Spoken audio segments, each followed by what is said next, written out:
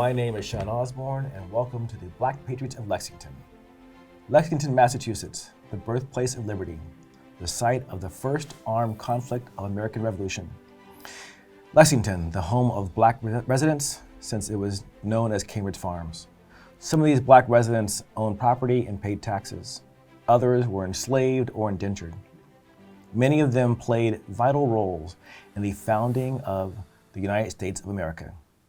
In today's episode, we'll be talking about the life of Eli Burdoo. Joining me today is Dr. Zine Magubane and Emmett Bell-Sykes.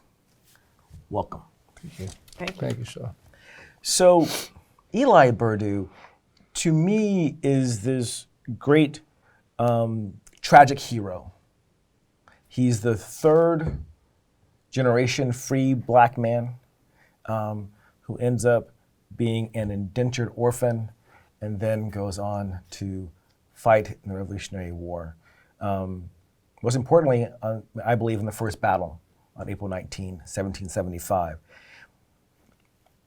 But let's go back to how he ends up being the third generation free black person. So, Professor,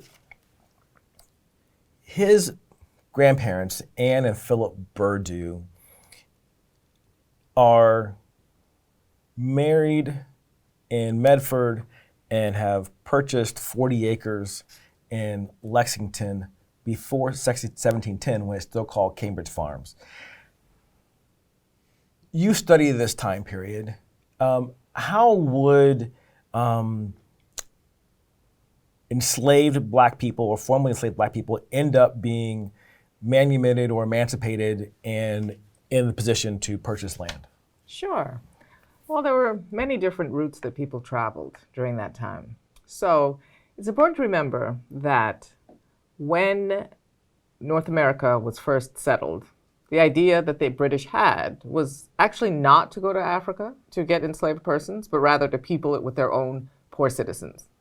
That's important because essentially they're running a colonial outpost, and one where, for a good deal of what we now think of as American history, they didn't really have a strong architecture to hold people as slaves for life. At the same time, they had yet to develop a fully formed sort of scientific racist ideology. So during that time, it's possible that either their four people arrived and were likely not thought of to be held as slaves for life, but rather were viewed much like any other English indentured servant would have been. There would have been a lot of reasons for this, one of it being that it was extremely expensive to hold a slave for life. This was one of the things. So oftentimes, even for the farmer or what have you, it was more within their means to have someone labor for a period of time with the promise of manumission, then take on what would have been a cradle-to-grave proposition of an enslaved person for life. And so it's an economic, it's not a benevolent situation. Exactly. Exactly. Okay. I mean, we're so used to thinking about the fact that an enslaved person indeed works for free. However, at the same time, sitting on the master's shoulders is to provision for that person, both during the time where they're active and working and thus worth the master's while, but also when the person is either very young or very old, where they're actually detracting from the master's pocketbook. So that was always what they were thinking about. And so that brings us to the idea of having a safety net. So we think of now the safety net that we have local, state, federal safety nets. And so you're saying back then, the safety net was the enslaver or the employer. So either if you were indentured or enslaved, the goal was to maximize the profit from you during that time period. And then when the profits were off, whether you were enslaved or indentured white, Negro, or Indian, to then move you off the books. Right. I mean, that was a time before we had anything like what we think of today, a labor market, where you go to Starbucks and get a job. That was not. This was, they're basically in a feudal type of situation. So for anyone, it wasn't a thought that you went to work for someone for a wage. That wasn't the relationship that you had in terms of like the way the society was put together, the production relations. So during that time, no matter what ancestry you had, if you were a landowner, you generally had people working for you.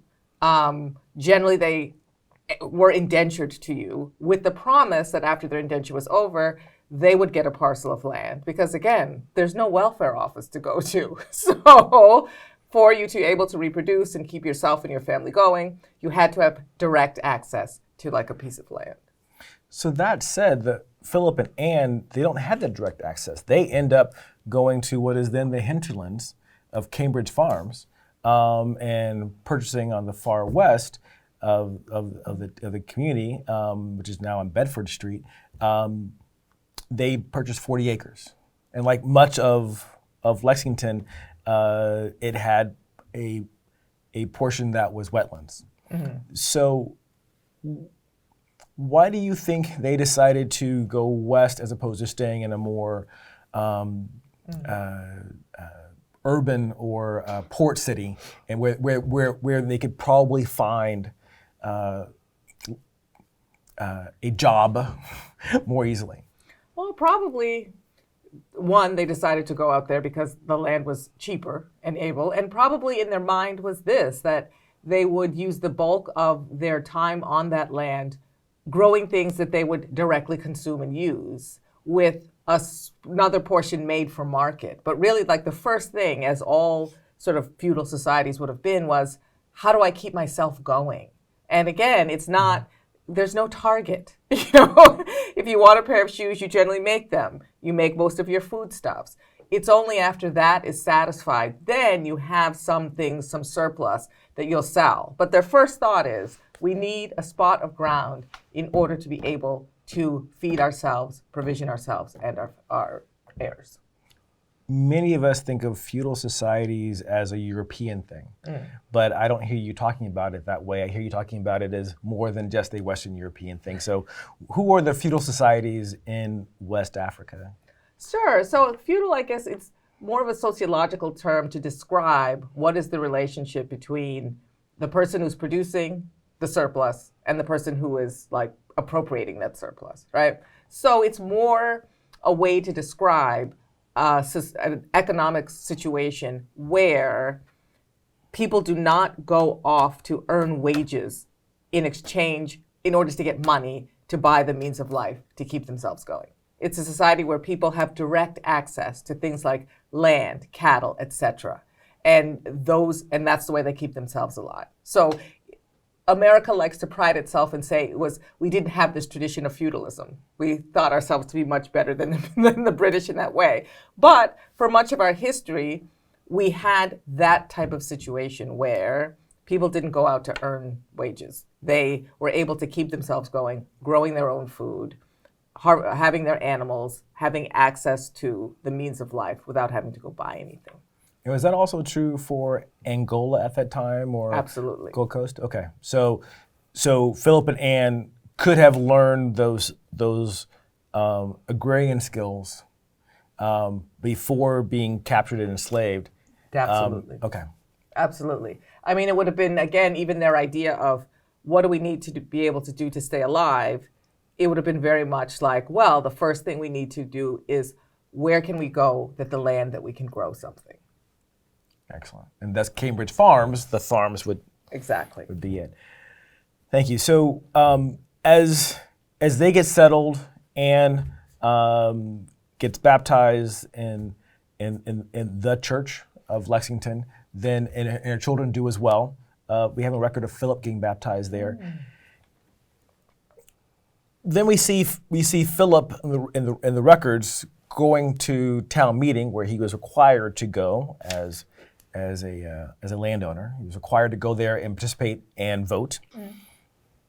We see him talking about blocking off what was considered by him a private road, but was actually a public road, and then paying a fine. That to me seems to be someone who is a full citizen in town. And yet we don't think about free Black people in that way, especially in colonial America. Is that a rarity, or how should we look at that?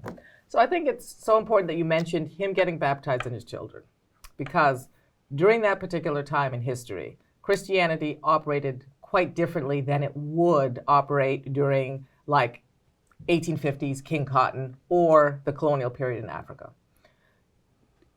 If we start with the latter times, like the colonial period when Africa's colonized or the height of King Cotton, at that time, the Bible is used in order to justify people's inferiority, right? So the cotton plantations, the height of slavery, it is said that these people were made differently by God, they're cursed, and that is why they must labor for life, right? That's why they can be owned in a free republic.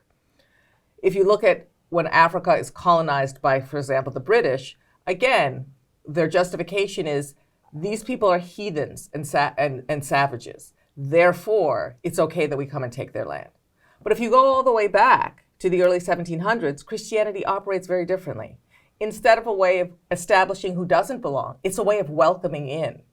So getting baptized means you're a member of a parish. Being a member of a parish means if I fall on hard times, right? Again, there's no welfare office.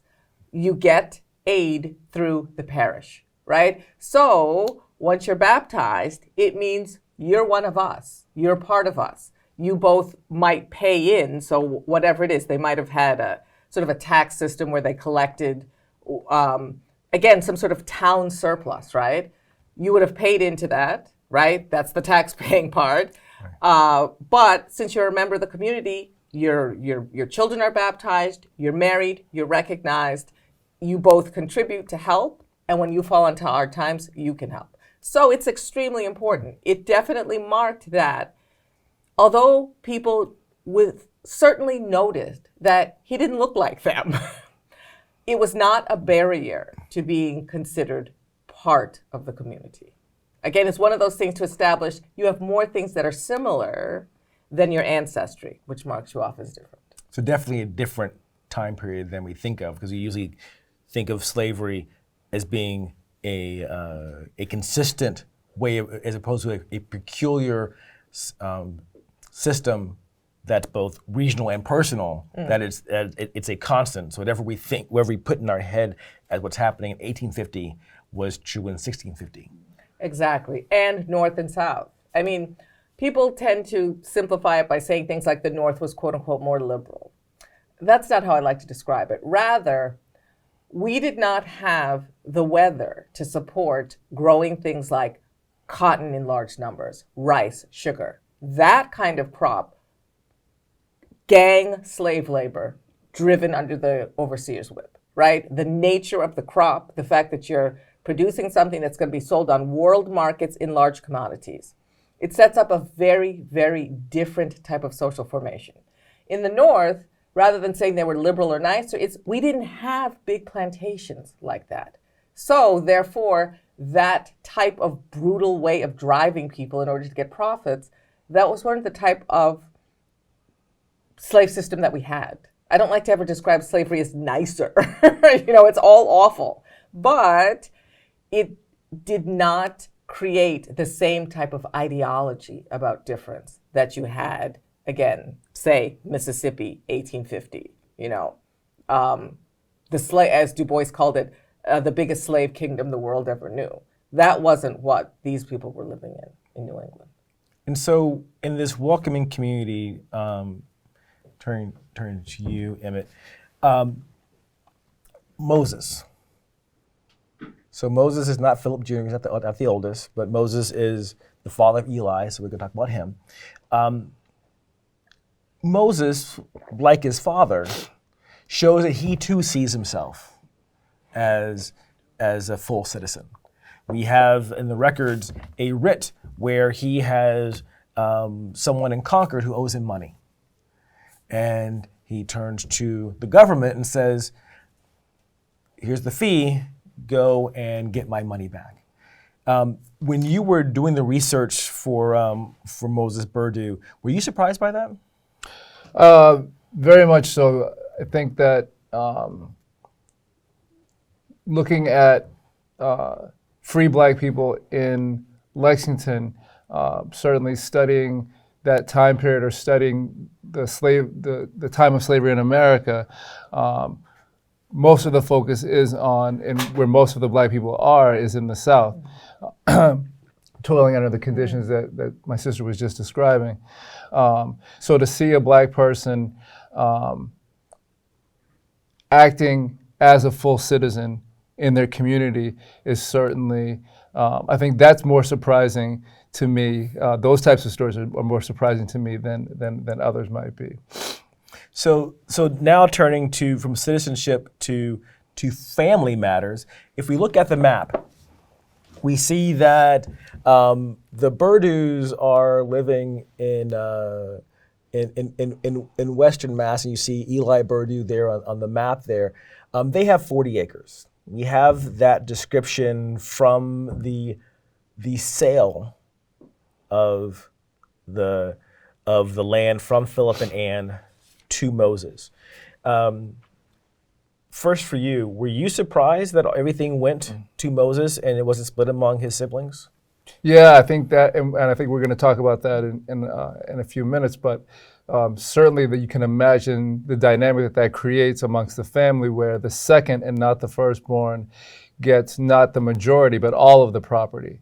And so that's another kind of, not shocking, but surprising element to this story. That why would the parents choose the second-born? And we understand that Philip Jr.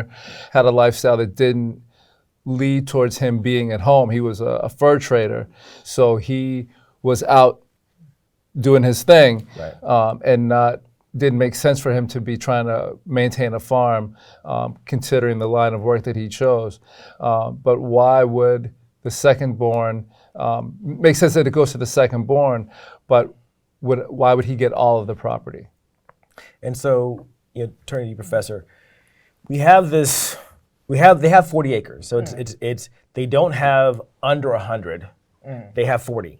And so one of the things that you had mentioned was the ability to be self-sustaining. And so I've heard that 30 to 50 is sort of that break point. Yeah. And so does that play, you think, a factor into why they don't split it up? And do you think that, as Mr. Bell-Sykes said, that you think that also the practicality of which child will take care of us? Yeah, I mean, definitely, I think it was not unusual for the bulk to go to just one child, because if you keep subdividing it, you get smaller and smaller plots, which become then unusable, right? Like, it's not enough to sustain that family. So it makes sense that the second one got it because the first one was off doing something else. And that he got the whole thing because it probably, you needed that much in order to sustain that family. And again, as the parents became older, to keep the family unit going. So it wouldn't have made sense to divide it anymore. So that goes, you said for the parents. And so Philip and Anne were strategic thinkers. They also had a secondary contract with Moses, which said, you will take care of us until we're dead. Moses is single, so they're sort of covering themselves just in case he marries someone that doesn't like them or they don't like. I have seen that language with others in that mid 18th century, but they're mainly white, right? So here you have this black couple that likely didn't have English as their first language, using all the tools of their peers in the community to take care of themselves until the end of life. Is that what you'd expect? Absolutely. Okay. I mean, again, everybody knew the social formation that they were in, and they knew that there's no welfare office, and there really is no labor market. So while you're an active farmer or whatever, you're fine, but you have to make sure to take care of yourself at the end, right? Again, that's why when we even look for people who, this indenture system, again, for us, it seems like the worst thing.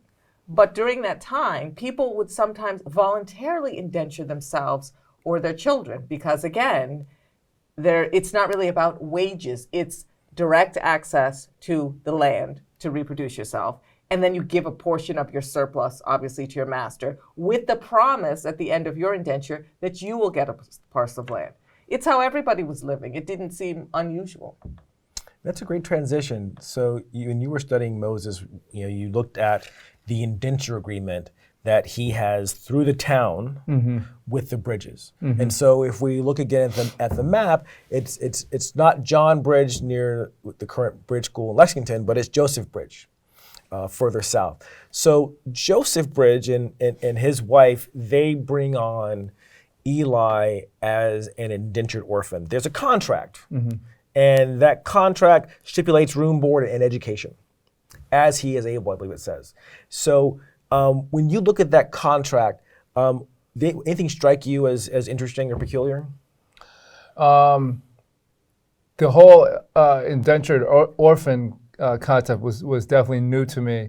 And so the idea that you have a young person who's going into that, I thought more of indentured servants as being, teenagers or at least young adults, and older. So to have this contract that stipulates that this young person is going to be taken care of, and I don't know all the responsibilities or all the expectations on him, but there was expectations on the Bridge family to take care of him, raise him, keep him safe, feed him, clothe him, educate him. Was certainly a new kind of concept for me. Right, and Professor, you're from Connecticut, and there's another Revolutionary War veteran, Lemuel Haynes, who was also an indentured orphan. For him, it's not two black parents, and again, I should say that for clarification, Moses indentures Eli because he is now a widower and both of his parents are dead. So again, you're looking at the contract, you go from family to community. With Lemuel Haynes, his mother is a white woman, depending on the source. She herself is indentured, or she is a white woman of means, whatever that meant. From a respectable family. Yeah, thank you. Respectable family, right. The quotes exactly, right. Who has relations with a Negro.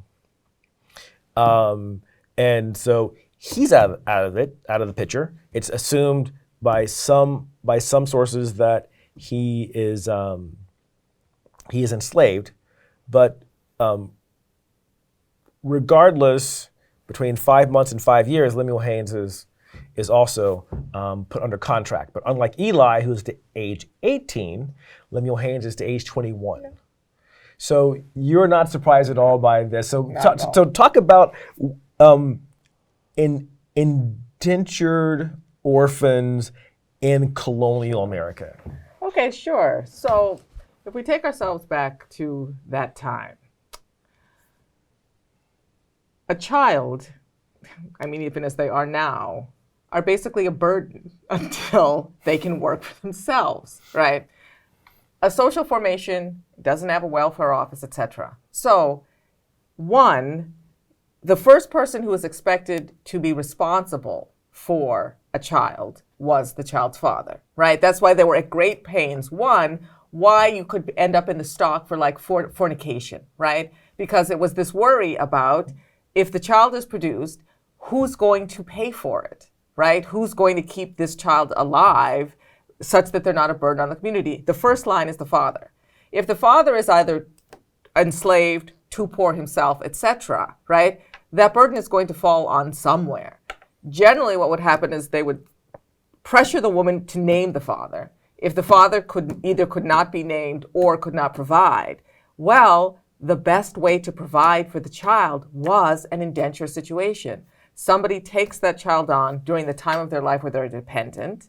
They have in their mind, I'm going to get however many X numbers of working years out of this person. The standard one was 21, right? Okay. Then, so you get a good amount of time because unlike 10-year-olds today, there was no Xbox. So,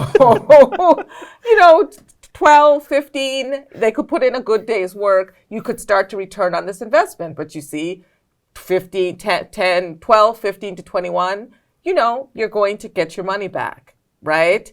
They're going to help you build your own wealth. Then they get a parcel of land. It's crucial the thing about education. Again, it's generally not being sent to Harvard. It's learning a trade of some sort, right? So again, the mother is thinking, how am I going to set my children up for the future? Just like how we do, 429 plans. That's what makes sense in our social formation. Okay. But for any mother in that social formation, it would have been a no-brainer. So this was her loving response to Lemuel Haynes. Absolutely. You're going to get that parcel of land at the end and maybe know how to do something, a blacksmith, whatever it is. And so he ends up in a household that gives him a good education and allows him to do many things. We'll circle back around to in a little bit with him. But he doesn't get land, right? He doesn't get land. He does go to 21. So it sounds like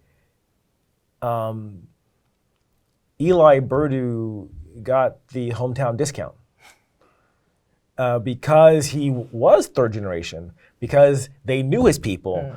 The contract was for 18. Is that a fair, or what do you think is going on there? It's a lot about this position of the mother, right? What she's able to bargain. Well, the mother's dead. Right, exactly. Right. So it's only the father. So the father, because he has the 40 acres, and would have inherited his father's ability to go to town meeting, he's known differently. Exactly. Okay. So, right, those are one of those things that parents are quite concerned to be able to get the best possible situation. The best one is a shorter indenture and a promise of a good parcel of land at the end. So speaking of connections, you've studied Moses's will. Mm-hmm. And in his will, I was struck by how much he loves the Bible and religion in the language that he uses. But also the connections. He has some folks in there with connections to Lexington, including an officer. His commanding officer, yeah. Right, his commanding officer, he lists by name. Going back to your comment about connections. When you look at that will, do you hear echoes of what the professor was just saying? I think so. There's certainly the mother's love is what the father has for his son. So you see Moses doting on his son, and wanting the best for him. So he's indentured to the town, or the son is given to the town, and the town passes him on to the Bridge family. But yeah, certainly there are strong connections there. So now we have April 19, 1775. Eli is not yet 18, so he's still indentured to the Bridges. The Bridges are known as the hard luck community. They've lost several children, which is not uncommon. No, very common. Right, so and so now there's the alarm. He is living with the Bridges somewhere between John Bridge, who is slightly north of him, and Captain John Parker was south of him. There's a lot of talk about who was there on the April 19th for the Battle of Lexington, which is that 6 o'clock or thereabouts battle. Dawn. When you think about given what we've discussed so far about his position, that he is there as the indentured servant of the Bridges, and that means likely, as with William Diamond, that any income that he gets goes to the Bridges. Do you think he would respond to the alarm? I think he is the representative of the Bridge family. You could see him being the representative of the Bridge family answering that call. And certainly geographically we can see on the map that he was closer than even the captain of the company. So it does make perfect sense that he would have been, I don't want to say obligated, but maybe obligated to answer the call. Internally in the household. For the household, yes, for the Bridge household. And then, in the fog of war, for both of you, in the fog of war, there is that question of who's responding. And in the records, it's who's there and who is on their way there. And then the eyewitnesses are asked over a long period of time. And so I'll start with you, Professor. As an 18-year-old indentured black man, who doesn't have the standing of his father, who was baptized free,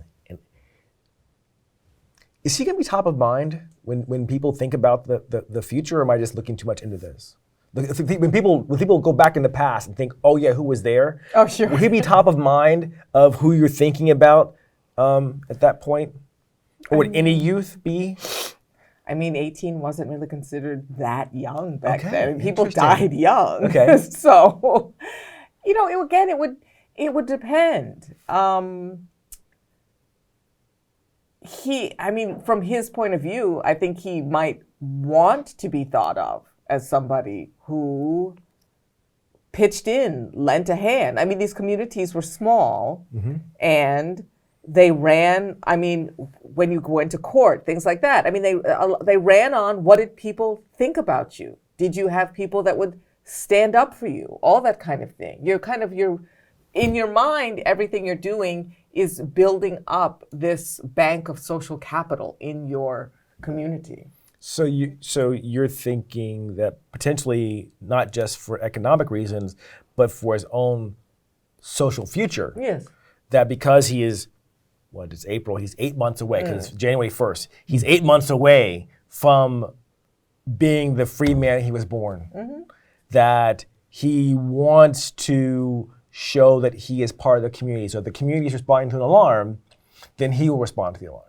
Yes, because community was everything. I mean, just because you're free, and even if you have a little bit in your pocket, you're going to need people for lots of things. You're going to need people to pitch in, to help you build things, repair things, all kinds of things. So you want to be thought of as an upstanding and contributing member of that community.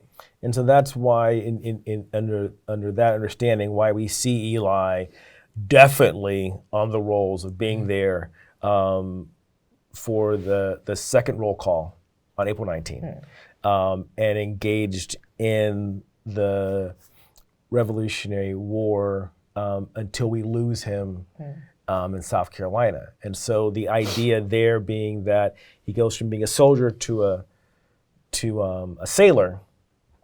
That's all part of being part of the community. And so then under that understanding, you wouldn't be surprised that he is serving almost the entire time period with fellow Lexingtonians. No, I wouldn't be surprised at all. Really? No. That just fits right in with this whole idea of the Burdoos, is that they feel part of, not apart from the community. Yes, exactly. Yeah, I mean, he would have wanted to have done that, both that he felt a part and establishing that long-term social capital in his community. And again, so we're at a time where these sort of virulent racist ideas have yet to take root, right? Again, unlike the Plantation South in 1850, where you're not only holding people in bondage, but you're holding them in bondage in the most degrading way, gang labor, and in a society that is built on the idea that all men are created equal. So it has a need for a very, very strong notion of these people are cursed and damned and different. The social formation he's living in, it's not unusual for all kinds of people to be indentured. So it's not like he's sticking out as a person who has been indentured and things of that nature. So yes, he looks a little different, but it's something that the community can more easily overlook. I don't think it was as glaring an issue as race is going to become in America. I was gonna, if I could piggyback on that, that's one thing that was striking me, is that I think that these, we've had time now to build.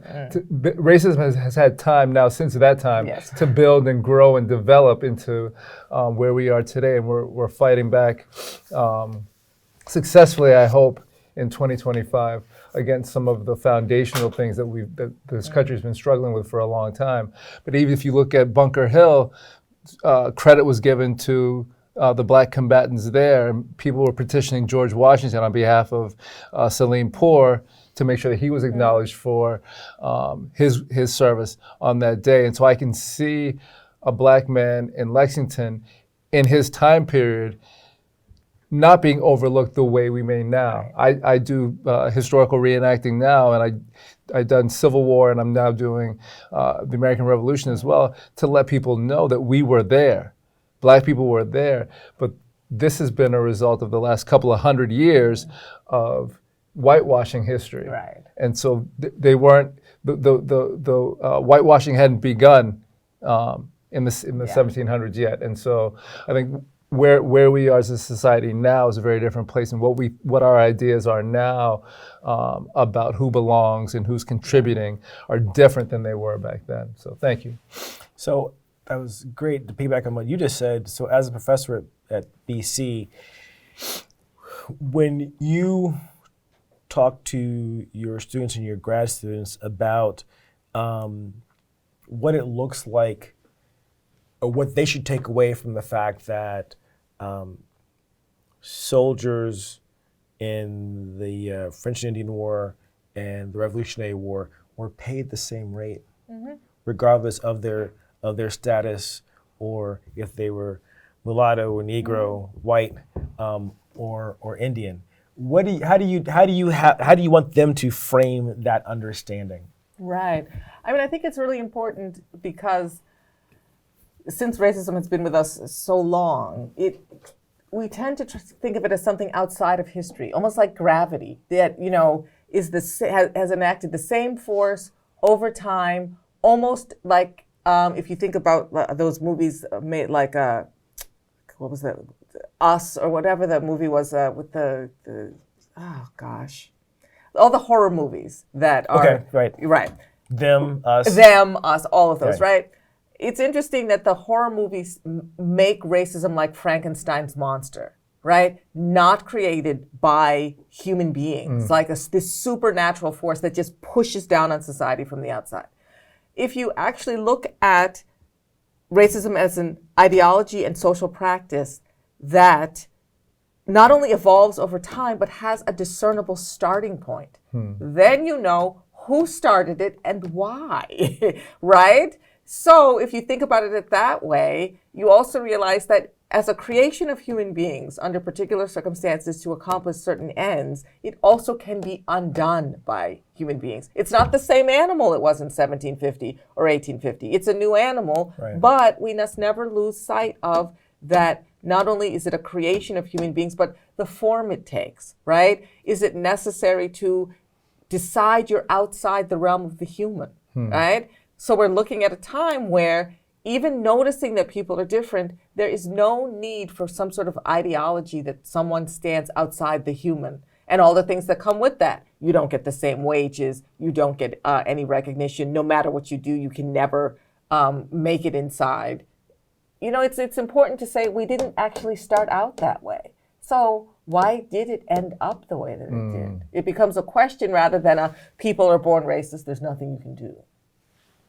And Lemuel Hayes, who is a soldier and then a minister, he's also a social commentator, not a sociologist like yourself, but a social commentator. And so he writes a paper that has recently been rediscovered, like so much of history. It's not about recreating the old documents, it's about seeing them in a different light, as you just described. And he critiques in 1776 the Declaration of Independence and says, in effect, let's also end slavery. And in addition to talking about that, he also says, I was not there in Lexington, but the Battle of Lexington was important. I was elsewhere. I continued to fight, but the Battle of Lexington was important. So I know you've looked over that poem. Would you share some of that with us? Sure. Here's a short excerpt. Because the Battle of Lexington by Lemuel Haynes, just a few stanzas. The 19th day of April last, we ever shall retain, as monumental of the past, most bloody shocking scene. At Lexington they did appear, arrayed in hostile form, and though our friends were peaceful there, yet on them fell the storm. For liberty each free man strives, as it's a gift of God, and foreign willing yield their lives, and seal it with their blood. Thank you. And again, remember the community, larger community, saying that whether I'm in Central Mass or native of Connecticut, we are all Lexingtonians. We were all there at the Battle of Lexington. We were all there on April 19th, and we will continue to fight against the tyranny until we break free. So thank you, Professor. Thank you. Thank you, Emmett. I appreciate it. Thank you, Sean. I hope that you are inspired to learn more about the Black Patriots of Lexington and the other Black Patriots of the Revolutionary War. These men and women were heroes and founders of our great nation, the United States of America. Till next time, I'm Sean Osborne, and thank you to the researchers and curators who make this program possible, and to the Association of Black Citizens of Lexington, the Community Endowment of Lexington, LexMedia, and Tricons to Red Tails.